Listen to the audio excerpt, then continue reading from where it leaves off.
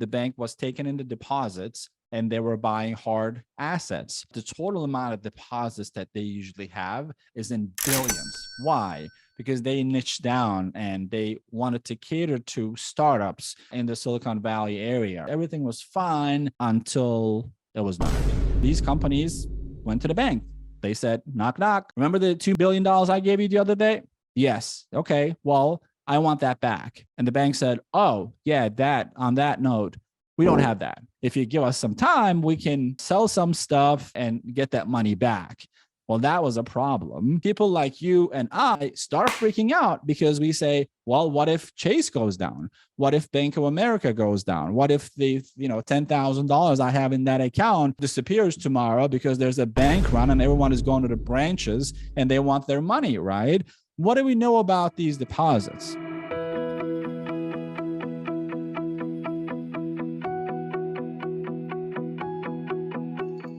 Let's get started, guys. We have a full agenda today. If you don't know who I am, my name is Oz Konar. I'm the founder of a Business Lending Blueprint. We have a training system that helps people become business loan brokers in the alternative lending industry. That's the business of helping small businesses get access to capital, whether it's for startup or for a growing existing business or funding fix and flip real estate projects. Some of our members use the funds for themselves. Others, the bulk of them, look at this as a business opportunity. Some build it as a side gig. Initially, they might think that this is a good side gig, but when they start generating money, they notice that whatever they had been doing is not the best way to go, and they kind of switch to this area. So I'm going to Utah tomorrow. I'll be meeting with one of our lending partners at their office. So we do cool things like that. So I'm taking about 25 of my members with me. We'll spend 3 days at their office in Utah. That's going to be an amazing time. We just came back from Miami a few weeks ago, meeting with another partner. So our partners take care of us and they show us inner workings of their organizations and different lending options, different funding options. So this is a good segue for me to talk about what happened the past 2 weeks in regards to SVB, Silicon Valley Bank, right? So I had a couple of people email me and reach out to me and tell me, hey, Oz, you've been saying this for a while. It actually did happen. And I'm not going to talk about this topic to give myself a pat in the back. That's not the point. But I noticed that many people do not even know what happened. Some people have questions as to how this could impact us, if there is any impact, and what happened there, right? Because this is going to be one of those things that people will forget about, or people have misconceptions about it. So let's talk about what happened with Silicon Valley Bank and how it is relevant to the alternative lending industry. So Silicon Valley Bank went under as a result of a bank run. So people who deposited money into this regional bank's bank account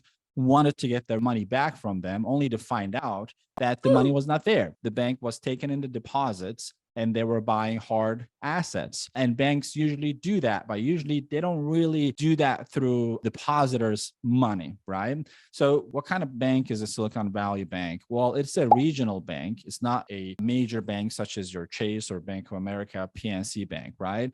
But the total amount of deposits that they usually have is in billions. Why? Because they niched down and they wanted to cater to startups in the Silicon Valley area. So they customized their offer to them and made themselves attractive to those people. And all of these companies who are startups and who receive massive amounts of money from their investors based on their valuation, meaning that some of them don't even have any products or services. They don't have the technology yet, but they're selling what they could do potentially in the future, right? So they have this idea of an app, for example, that can transform the XYZ industry, and the investors pour money into it, and they take that money. Let's say they get a Series A investment of $2 billion and they put it in the bank. They deposit it into SVB. Well, it's so nice and dandy. So they all felt like that they found the proper bank that understands their needs and their desires and what they're trying to accomplish. Everything was fine until it was not. So this bank was accumulating so much cash, and then they took that money, started investing into hard assets, especially when the interest rates were lower. But then the Fed came in and they started increasing the interest rates. to tame the inflation. The way it works is when the interest rates are super low, investors and people with money, people without that much money, they start spending more because there's no point in keeping your cash in the bank account or in other investments when the interest rate is very minimal. So when people are out there buying stuff, let's take houses, for example, through the pandemic, government printed so much money and they pass it out to people. People wanted to buy homes. What did it do to home prices? Well, the home prices went up. Why? Supply demand chain, right? So when there's a lot of demand for something, the supply of that grows smaller and smaller and smaller, and it makes whatever is in the supply a lot more valuable financially. The price of things go up. That's the same thing that happened with the cars. We were told that there is a microchip problem. That's why the cars were not being built. Obviously, that's a part of the story, but the bigger part of that is the supply and demand. People who were not in a position to buy cars before were showing up to dealers and paying cash and trying to buy cars, and that broke the supply and demand chain. So through this process, obviously, the Fed is getting involved right now. I'm not going to get into whether that's a good decision or not, but they're using the tools in their arsenals to increase interest, and by doing so, they are taming people from spending money pretty much. So less and less people are buying assets right now because all of a sudden making money off of the interest seems more attractive. But if you've already bought assets at the height of the market, like SVB had done, the value of those assets are going down. That's exactly what happened. On paper, it was a great idea to take depositors' money, buy assets, and in 5 to 10 years' time, those assets would have a higher value than their original purchase price. So the bank would have made a lot more money. And so since they were a very unique bank, they wanted to take a lot of risks with their depositors' money, while the depositors have no idea what's going on. So when the word got out that they're not liquid, they don't have as much cash in the bank, these companies went to the bank. They said, knock, knock. Remember the $2 billion I gave you the other day? Yes. Okay. Well, I want that back. And the bank said, oh, yeah, on that note, we don't have that. If you give us some time, we can, sell some stuff and get that money back. Well, that was a problem. And everyone else heard that that's happening. Their money is not there. They went to the bank and wanted to withdraw their money. That's called a bank run. And that put the bank out of business. Then the Fed got involved, FDIC got involved, and they took the bank over. And now there's something called FDIC Insurance. So if you have up to $250,000 in that given bank account, it is insured by the government. So they give your money back. But anything beyond 250 is not protected. So all of these people who deposited tens of millions of dollars and billions of dollars have lost their money. So you might say, how is this even relevant to me? I'm not on the Silicon Valley. I'm not in love with this. It is very relevant because it's very likely that you're using products and services from some of these startup companies whose money is tied up. I'll give you one example. As a company, a business lending blueprint, we have employees. So obviously we run payroll. For our payroll, we use a third-party company, Gusto. And third-party company sent me an email. That's how I actually found out about the problem with this bank, right? So our Gusto company said that, hey, Oz, just so you know, your taxes are safe with us. We never use SVB. I'm like, oh, that's not good news. Well, it's good news that they haven't used it, but there are a lot of companies who've been using them because, like, as a business owner, they collect payroll taxes on my behalf. Let's say I have 10 employees. I'm paying them on a weekly basis. My annual payroll is, let's say, $4 million, and they're collecting $500,000 from me. They're also collecting my employees' W-2 taxes, and the promise is they're going to deposit it properly to the proper tax authority when it is due. Until then, there's a liability, right? So they own that liability, but at the end of the day, in the IRS's eyes, I own the liability. So if Gusto fails because the bank that they use to deposit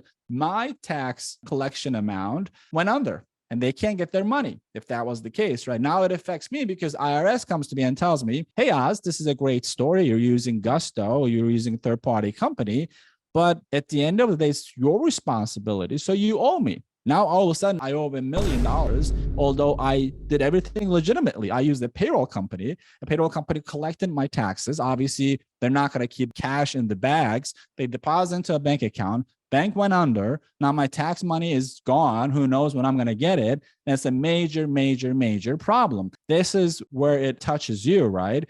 And if the government didn't kind of act on time, because people were ready to freak out by like Monday if the government didn't come up with a great plan. For government, it was a difficult situation. There are two options.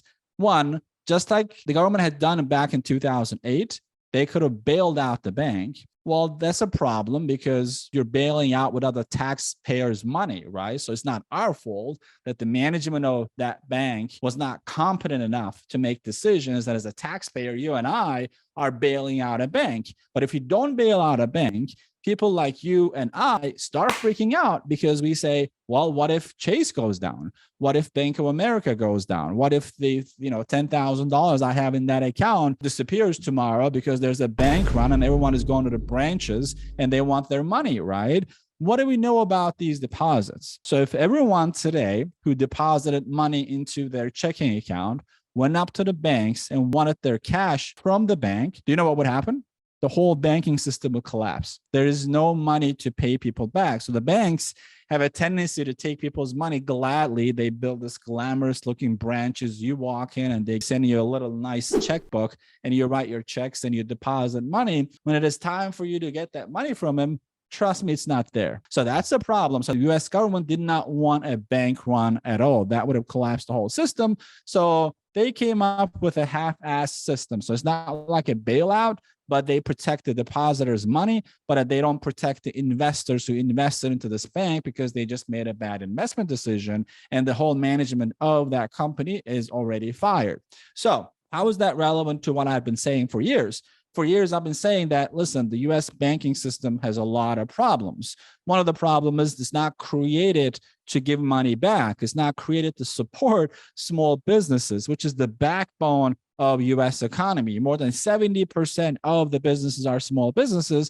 And these banks, commercial banks, target small businesses when they want their money, right? So they come to you, they send their small business banker to the pizzeria and ask them to open a checking account, and they give you little bunnies or checkbooks and a little pen and all that stuff, right? To get your money. When it comes for that pizzeria to get $20,000 from the bank, they say, oh, well, do you have any like collateral? Let's see if we can offer you something. And their underwriting process takes 6 weeks, right? When they're opening a checking account, they can open it in 30 minutes without doing any background check on you. But when you want $20,000, $30,000, the process takes anywhere from 4 to 6 weeks. That's the reason why people have been losing trust in the banks, in the banking system, right? That's why the whole banking system is kind of forced to become more friendly towards alternative lending.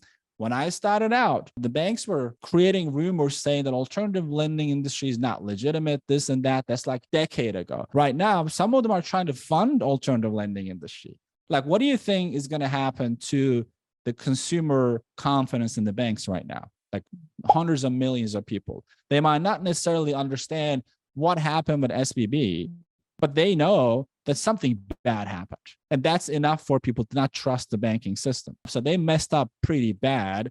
They stained the bank system's reputation, which was not, crispy white to start with. So it's pretty bad for them. But for us, it's going to drive a lot more traffic from the businesses who do not trust their bank to look for alternative lending options. So this industry has been growing in triple digits, meaning over 100, 150%, 200% since 2008. So this is good news for us. Again, I'm not glad that it happened because I want people, depositors, to be protected because they're the innocent ones here.